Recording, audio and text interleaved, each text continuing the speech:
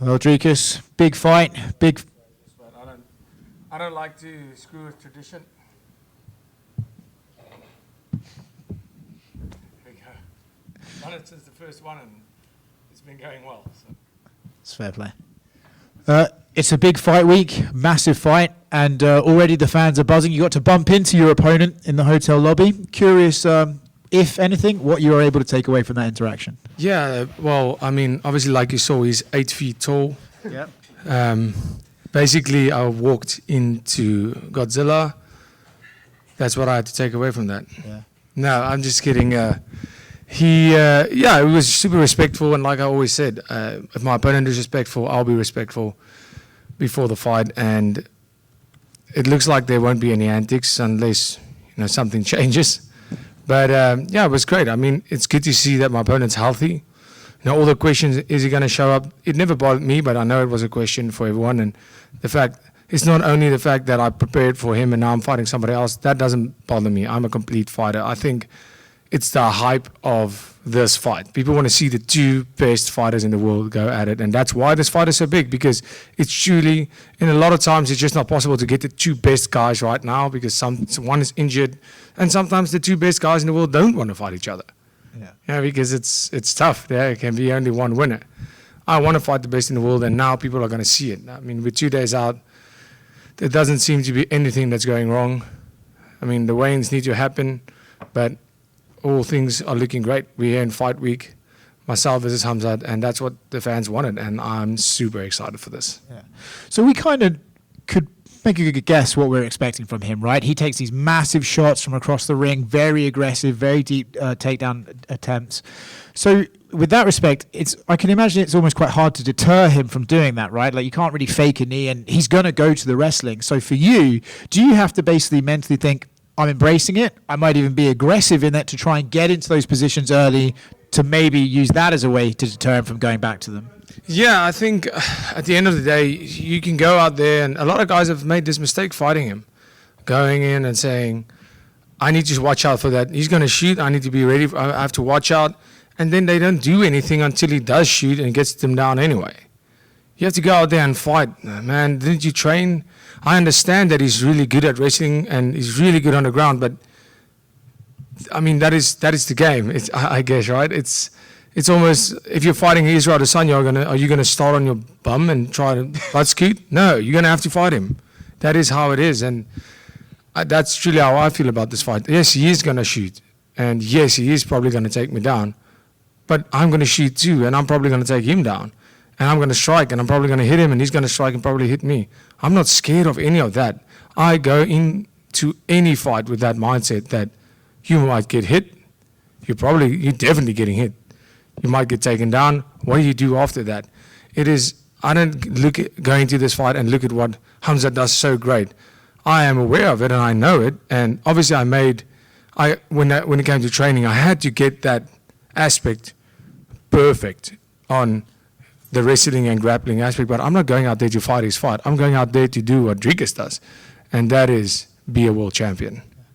I also assume you mentioned about getting the wrestling and grappling right in training. The pace, right? We're all kind of assuming this first round is going to be like two cartoon characters sort of fighting in a ball of dust.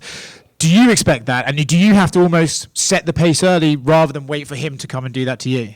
Yeah, I guess so. I mean, I'm going out there to fight the way and see what happens. He didn't change his game plan with Robert Whittaker because it was a 5-rounder. So that kind of gives you the sense that he's not going to think about the 5 round where he should be. 5 rounds is a long time. And I am not scared to get into that dark place. We've seen that. If we go full speed, I can fight tired all day. And I've done that many times. So let's go for it. Let's get it from the first bell to the last. Let's go full speed and see who quits. Of all the descriptions and memes about your fighting style, which is your favorite that you've heard or read? World champion. And lastly, I know it's been respectful week so far, but this press conference is coming up tomorrow. I'm curious if you have your traditional harrowing childhood trauma from him that you can bring up tomorrow if he does get a bit disrespectful. I don't know. We'll see. We'll see. I can't practice these things, guys. People always they're pretty certain that I practice these things. I can't. I mean, that is as we would say, fire banter around the fire. And if it's in the moment, it's funny. If it's predetermined, it's kind of cringy to me. So I have to do it in the moment. That's the only way I would know if there's something. I would say it the way I hear it. And up until this point, it looks like that won't be necessary. I think it might be just about the fight, which is also great. I mean, the fight's hype is already there. It's big enough. There's no need for fake beef. There's no need to try and... But if that's the route he wants to go, let's do it. And just to confirm, you do drive a race car as Dricky Bobby with the number 69 on the car? Yes, and all of those things you just said were on purpose. Dricus, right here. It seems like the hype around this just feels different from your last few fights. Like, Sean Strickland had a lot of things to say. It was fights to the death. You and Izzy seem to have some issues leading up. You did eventually shake hands, but this seems very strictly competitive. Like, Khamzat wants the belt. You have the belt. I'm curious, which do you prefer, the build-up with words or this one, like you said, that like the hype is already there? It's the two best in the world that want to compete. I have to tell you, I've thought about that, and people have asked me about it. Does it get you riled up when you get angry? I never get angry. It's never personal. It's just business. And I've said this many times. You can be the biggest asshole in the world or the nicest guy in the world. I'm still going out there to try and kill you. And it's what I'm here to do. So if we have the back and forth, if we do have the press conference like myself and Strickland or myself and Adesanya, or we have the press conference like myself and Robert Whittaker, myself and Darren Till, there was no bad blood because there was none. It makes no difference to me. When fight night comes, it's not the same. It's not the same guy that's sitting here speaking to you that's getting into that octagon. And I've seen this video on your Instagram. It said, "Calm, sit," and it's like a video of you walking a wolf on a leash. I'm curious, whose idea was that? It's actually a company, USN Nutrition, the biggest supplement company in Africa. And that was a real wolf. People were like, "Oh, this editing sucks." I'm like, because it's not editing, because we had a real wolf in the gym. It was pretty cool having a real wolf there. They're pretty tame, to be honest. And I love the idea. It's on billboards everywhere. I love it. And, when you get an active champion like yourself and they rack up a couple of defenses, a lot of the narrative goes, oh, when are you going to go get a second belt? But your division has been very active as of late. Obviously, RDR had a big win. Fluffy had a big win. You got the Imavov and Carvalho fight coming up. So I guess what do you make of your division as a whole below you? Man, what a time to be the middleweight champion of the world. It's an exciting division, and I love it. I love it because there's a lot of eyes in the division. There's a lot of movement. And right now there's so many guys putting up their hand to being at the top of the division, but after this, not somebody necessarily putting their hand up to be the next number one contender. And that's exciting because now there's 4 guys, immediate guys that I can think of that are right there. Any one of them can be that guy, but I think between them, they are going to sort it out pretty quickly, and that's exciting. Of the last few performances at middleweight, which one has stood out to you the most, is the most impressive? Anthony Hernandez, I have to say. His last fight against Elite was very, very impressive. Of course, the fight with RDR and Whittaker was a big test for him, but it was a very, very, very close fight. Some could say dodgy decision, others say it's the right decision. I don't even have an opinion on decision. I mean, if they gave that fight to Rob, I would 100% agree. If they gave it to RDR like they did, I 100% agree. It's one of those fights. But Hernandez was the one. Obviously, the Elite is ranked number 9, I think, when they fought. So, but he looked incredible in that fight. He looked incredible. Nobody's ever done that to the Elite. And I mean, the Elite fought Imavov as well. He's fought some big names, and nobody had been able to do that. So that was super impressive. But, I mean, you have Imavov and Kyle, who both of them are on a crazy run too. So and it's easier to look good against number 9 than it is to look good against number 2 or 3. I have to tell you that. I know how it feels. Dricus, the past few fights, maybe like different locations, maybe not the deepest undercards and all that type of stuff. You had to kind of work for it. This is the opposite, right? Like super great fight card here in the States, big city. For you, what kind of spotlight does that put on you? And are you happy that you're finally getting a platform like this and not, being in maybe a more obscure part of the world? Please explain obscure. Well, I don't mean obviously UFC is a US-based company. You have not had the chance to defend your title in the United States yet on a card like this. So, okay. Well, I mean, it doesn't really matter. Everywhere is not my country, so sure. It doesn't really matter where I defend it. It's great. I mean, what is great is the fact that I get to see the world.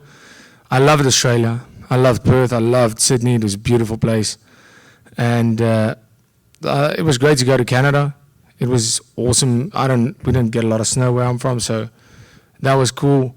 And now I'm back in the United States. My first 4 fights in a row, I think it was Abu Dhabi, and then 4 or 5 fights that was in Vegas. It's amazing to see Chicago. It's a beautiful city. I love it here. I can't wait to stay after the fight a little bit more and really enjoy the city, because I've been here by fight night I would have been here for 3 weeks, but haven't been able to really enjoy the city, indulge. And that is what I will be doing after the fight. But yeah, I've grown quite fond of it, to be able to travel and fight on these different cards. I've never looked at it as I'm fighting on, this is not a great undercard or anything like that. I don't mind. I care about myself and my fight and making sure that the people who do tune in get the show they pay for. Yeah, and I guess what I was leading to with that question is like you being here on this type of event, you're the champion, you got pay-per-view points and stuff, hopefully, at least for now, for this fight. That's going to change. I guess your thoughts too on that transforming and this probably being your last fight where you're going to be selling a pay-per-view in this format. Yeah, I think with pay-per-view a couple of years ago was crazy, and it's kind of with more people, more networks buying the rights to show the fights. And in South Africa, for example, we have it on SuperSport. And pay-per-view, the American market is the biggest pay-per-view buyers, right? And the fact that's why when they do have an event in, let's say the Manchester event or anything like that, the events are at ridiculous hours. The fight is because of the pay-per-view to accommodate the pay-per-view buyers, which makes a lot of sense. I understand that. And I think, and I'm being biased here again, this Paramount deal might, I'm not saying it's going to, have a good influence on the fact that they want to do Spain, they want to do South Africa or Africa, because now it's not about the pay-per-view buy anymore. Anybody can have it all over the world. And the fights can actually be, because if they're going to have it in South Africa, the event's going to start at 1 a.m. and finish at 7 a.m. That's ridiculous. How can anybody prepare for that? Sleep during the day, fight during the night, and that's going to make it possible for events like this to take place from 3 p.m. to 10 p.m. Anywhere in the world. I think that's a big change, that's a big possibility in the future. So I'm very excited with this deal, and of course, the more money the UFC makes, hopefully the more money we make. Yeah, I was going to ask, have you had any conversations with any of the brass of how this could impact, how you're compensated beyond this fight? No idea. No, I haven't. Like I said, when it comes to the money stuff, this close to a fight, I don't care. Let's win a fight and then we'll talk about that. Yeah. And last thing, I had Chris Weidman on my podcast earlier this week, and he was basically giving you major props and saying if you win this fight, he thinks you go up to like being probably the 3rd greatest middleweight champion of all time, above him, behind Izzy and Anderson Silva. Would you think that is a fair assessment of where you would fit in with the win here? Yeah, in terms of the amount of title defenses, for sure. You have to look at it from, I think Chris Weidman is amazing. I'm a massive, massive fan.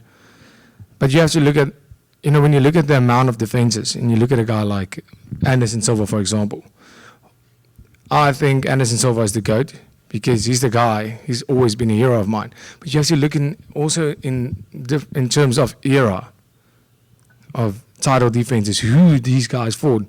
Did they fight a guy with a part-time job? Did they fight full-time fighters? Was the sport ever as developed as it is right now? But I can't take away from any of those guys. I'm just saying in today's age of fighting, that amount of defenses is not always possible. Mm-hmm. And, you know, right now, I still have a long way to go before I'm considered as the greatest of all time and even the greatest middleweight of all time. But after this fight, I'm right up there. I'm getting very close to that. What do you think people are going to be saying on Sunday? Because everyone has a take about this fight, but obviously no one knows what the hell is going to happen in there until it actually happens. But people think Khamzat's this huge test for you. If you get him and beat him the way that you want, what do you think everyone's going to be saying? I know some have said you could potentially even be #1 pound for pound with a win here. Yeah, I think he's exactly as good as people think. And I know he is this massive task. And so was every other guy in front of me. At the stage where I fought them, they were these massive tasks. Look at Robert Whittaker. He hasn't lost in over a decade to anybody else than the champion. Then fighting Strickland, who just beat Adesanya, and beating him, then fighting Adesanya, who, I mean, it's Israel Adesanya, one of the best who's ever do the sport. And now it's this guy. And after this guy, there will be another guy where people will say, oh, this is your biggest test to date. Because that's what happens when you fight the best of the best. So yes, this fight is massive. Khamzat is an incredibly good fighter. But what people are going to be saying is the same thing they've said after every single one of my fights. He did it again. Can you believe it? Dricus did it again. I will not doubt him again. You know, same old, same old. Dricus, kind of piggybacking off that question, come Sunday, you know, and still, Khamzat's kind of shut down the activity rumors. He says, look, if I win this fight, I would like to fight in Abu Dhabi, but say it doesn't go his way. Do you think that his activity slows down and we don't see him again for a long time? Like, what do you think could be potentially next for him if it doesn't go his way? That's a very good question. There's no way. Abu Dhabi is like in October, right? No. That's not happening. Firstly, and yeah, I think after Saturday night, it's going to be time to go and maybe do some introspection, saying, okay, how are we approaching this? Because I don't know where he's at on a mental level. I know he has a lot of money, as he says. I haven't checked his bank statements, but he says he has a lot of money. And, you know, he's so certain that he's becoming world champion. And I'm here to say, no, there's no way you're becoming world champion while I'm the champion. So it's going to be interesting to see. I mean, it's always, I've tasted my first loss. I know what it feels like. It sucks. It really sucks. But that's where character comes in. So it's going to be interesting to see how he gets up from this. Do you feel like you have an advantage with the gauntlet that you've gone through and how active you've been compared to him? Yes, I do 100% believe that, especially fighting main events, preparing and fighting 5-round fights against the best of the best, I think that is a massive advantage. And against middleweights at that. So I think that is a massive advantage. But with a guy like him, it almost feels, even when he was inactive for so long, he gets in there and he looks like he's been active the whole time. And he was out for almost 2 years, I think, and just came back and looked phenomenal. So it's some guys just don't get ring rust. I don't believe in ring rust either, but I do believe in comfortability in there. It's not I don't believe in getting rusty when you don't fight, but I do believe that you get more comfortable in there. It's like walking into your gym. You're more likely to try things and be a bit more risky.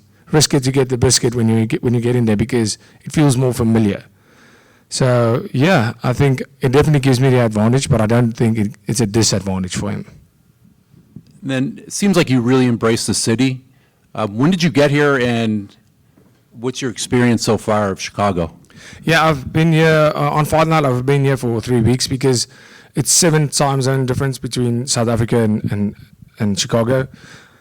It takes about a week for me to get my sleep 100% back, and I just don't when I get close to a fight, I need everything to be like this. From my sleep, what I eat, my supplements, even my room, everything needs to be perfect.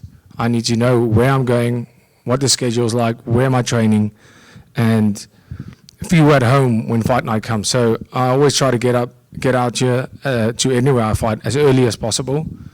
And Chicago has been absolutely amazing. I've been here for more than 2 weeks now.